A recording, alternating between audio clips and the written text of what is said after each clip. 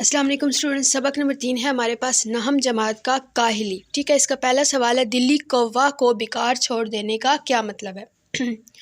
دلی کوا کو بیکار چھوڑ دینے سے مراد یہ ہے کہ اپنی ذہنی قوتوں سے کام نہ لینا اور عقل کا استعمال نہ کرنا. ٹھیک ہے، یہ ہمارے پاس سوال نمبر 1 کا جواب ہے.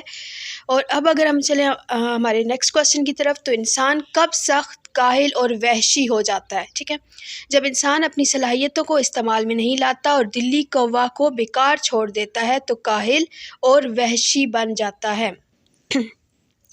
ہمارے پاس سوال نمبر 3 ہے کسی نہ کسی بات کی فکر و کوشش میں مصروف رہنا کیوں لازم ہے؟ اس کا جواب آئے گا اگر انسان کی دلی کوا کی تاریخ سست ہو جائے اور اپنی صلاحیتوں کو بیکار چھوڑ دیا جائے تو وہ انسانی صفت کو کھو کر پورا حیوان بن جاتا ہے. اس لیے ضروری ہے کہ کسی نہ کسی بات کی فکر میں رہے.